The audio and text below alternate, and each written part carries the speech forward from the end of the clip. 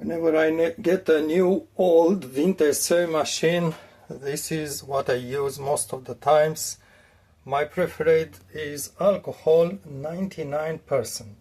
Let me just explain you about the others too, but always keep in mind two things, really important. First, every single of these products may attack paint. It depends on the paint, especially I think the black Singer models, like very old ones with lacquer on surface. Test it on a hidden surface, put some liquid and just let it sit overnight and look with a flashlight, see if the surface has been damaged, if it's tarnished, if it's maybe it's no longer shiny. It's really important. It's up to you, this kind of safety. I'm talking about these things here. Okay, so I think the best, it's alcohol either 99 if you can find it, drugstores, regular alcohol for rubbing, or 95. I do not recommend 70% alcohol isopropyl. Why? Because, let me just turn this for you. Because 70% alcohols have 30% water. And when you put that water into a hinge,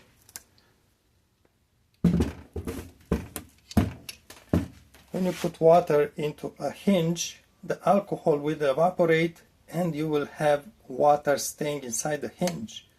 And water does not dissolve old oil. And even if you put again alcohol on it, the water is blocking the hinge now. You cannot push it away, so it does not work properly. The problem with alcohol is it evaporates quickly. That's not a big problem when you work. However, you need to open your windows. Keep an airflow. Why? Because you are going to work for 1-2 hours, even more. It evaporates and you will breathe alcohol. And when you breathe alcohol, it gets straight into your lungs and directly into your blood. And alcohol contains methanol. Methanol is toxic. So you really want a good airflow in your room. That's the best thing I can tell you. And this is the reason why if you cannot ventilate your room when you work, for whatever reason, I recommend peroxide instead. This peroxide does not smell. Normally, I recommend the brand from Equate, I think, from Walmart. It has very low smell, basically no smell at all. Others like this one may smell a little bit.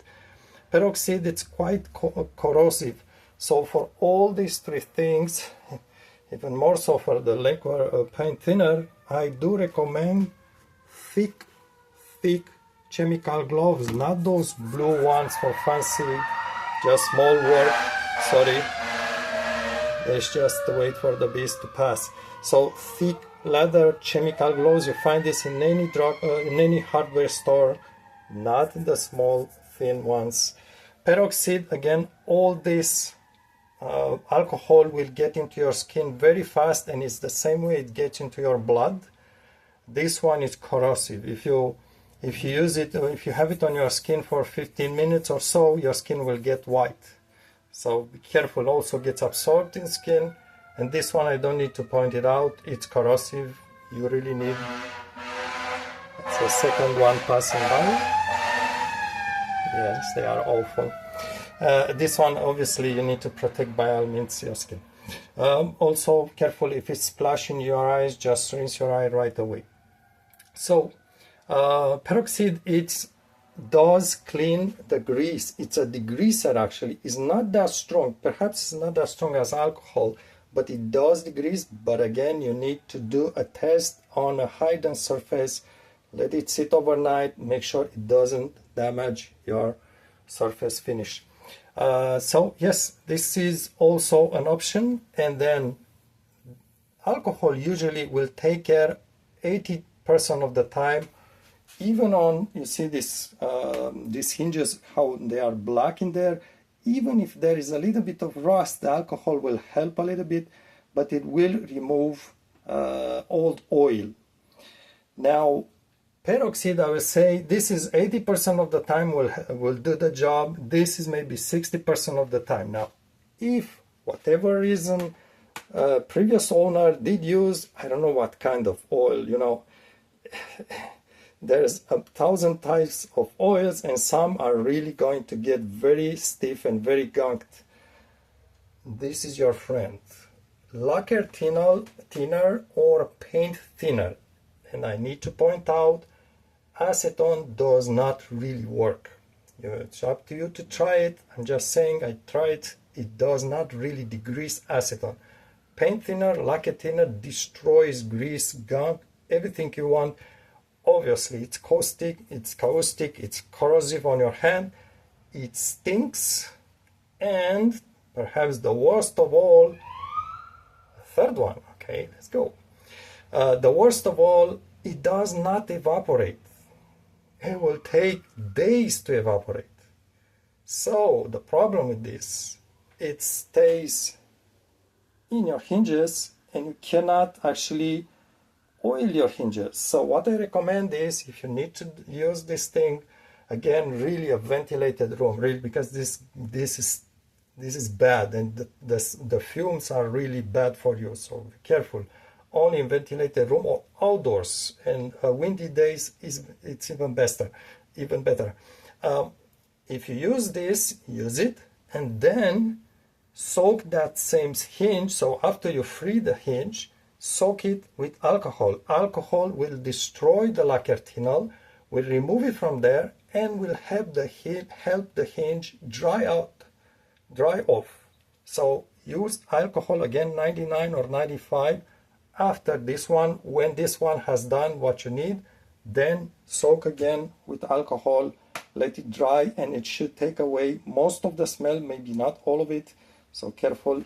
And this will just finish your job. But again, keep in mind, this smells. So if you put it on your top, you remove the cover and put it in there, it's impossible to clean it, right? So it will stay there.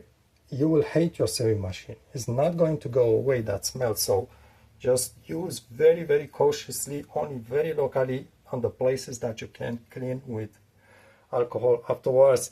I like these things that you kind of, I think it's for women, they rub their face, whatever they use for their face. It's kind of, it helps, but you need a full pack. Also, cotton balls if you want, the big jumbo ones, but again, really be careful, use always gloves. These Q-tips may just kind of get you more local, like very detailed.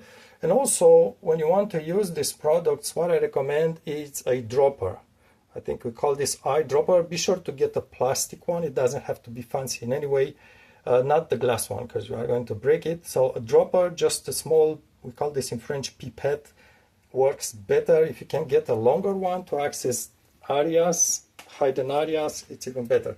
Now let me just explain a little bit about this sewing machine. So I got it from a thrift store. They actually threw it away, and the handwheel here was rotating, but I could see it was really stuck in some points. So I basically had to free it.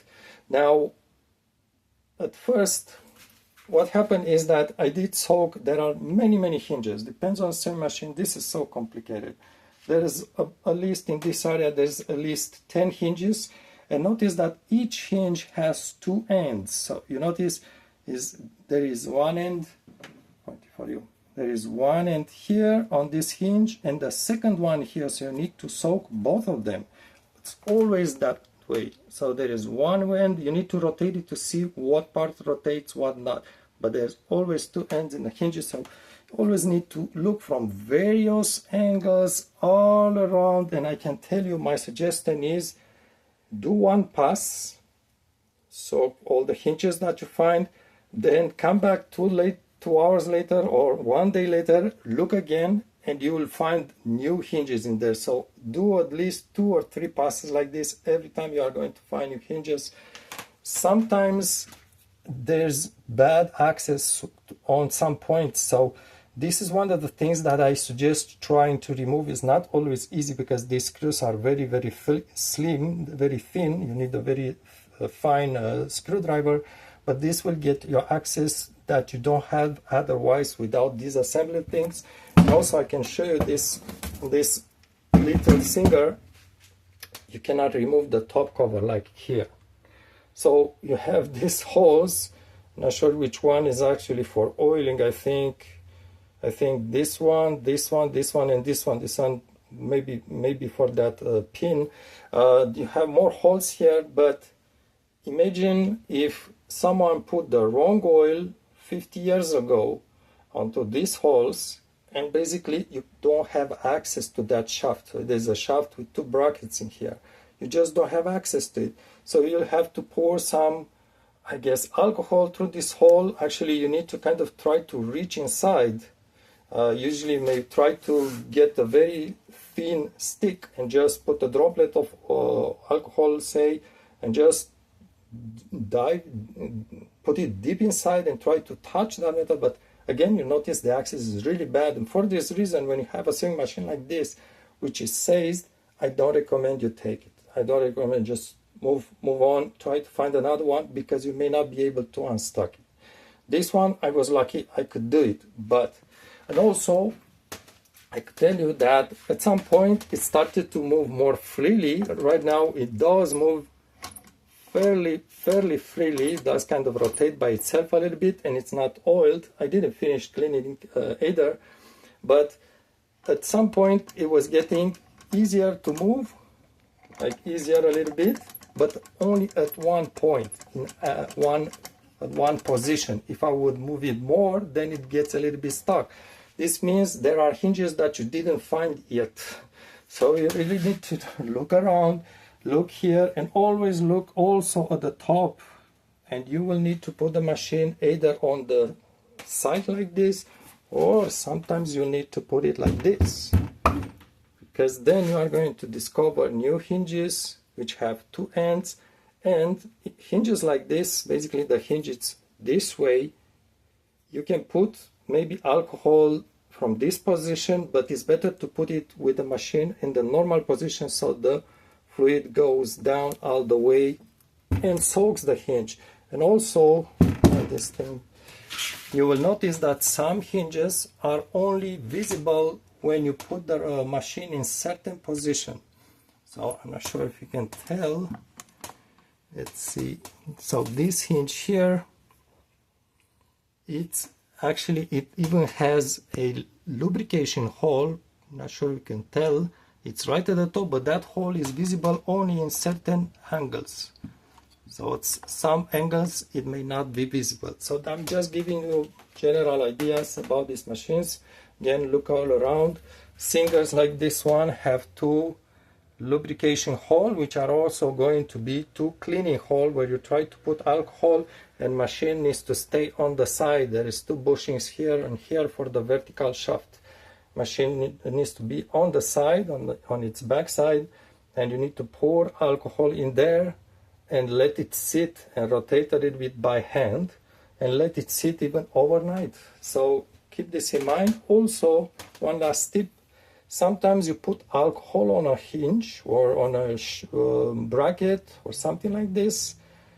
The alcohol will soak and melt the old oil, but then the alcohol goes to dry out. It just evaporates, and the old oil may start sticking again, may just become sticky and gummy again.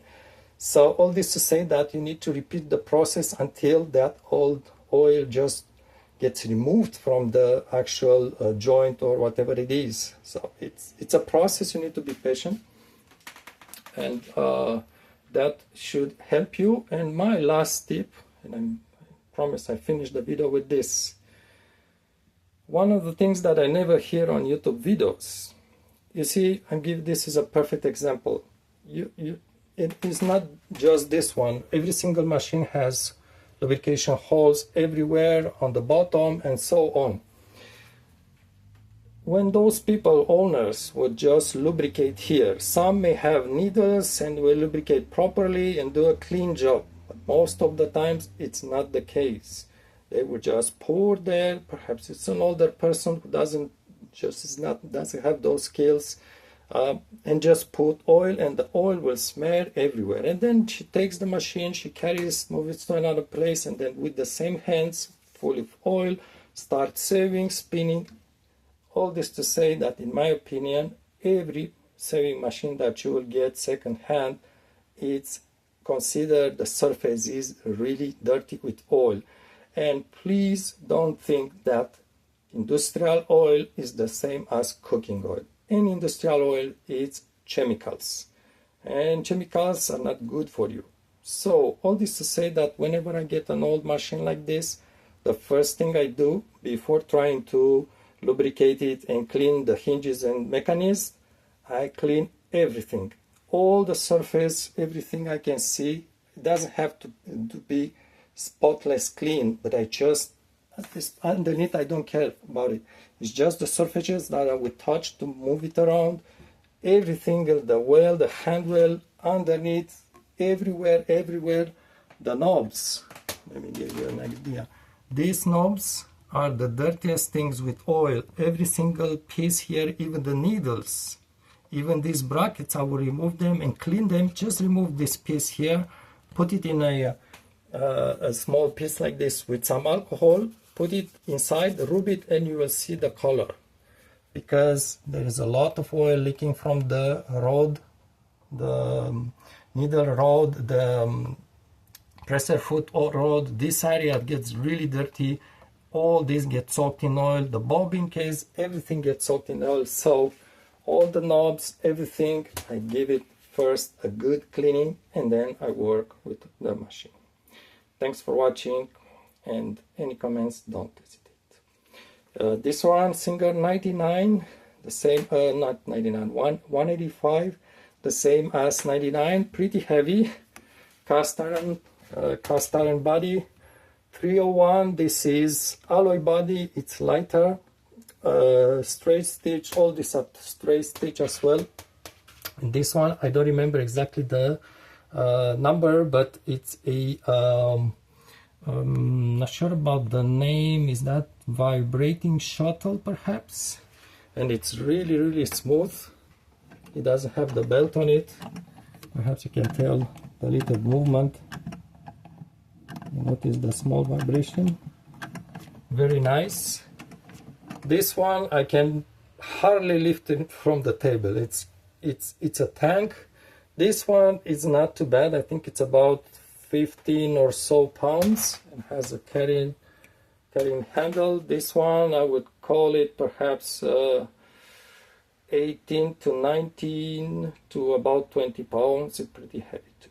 Thanks for watching.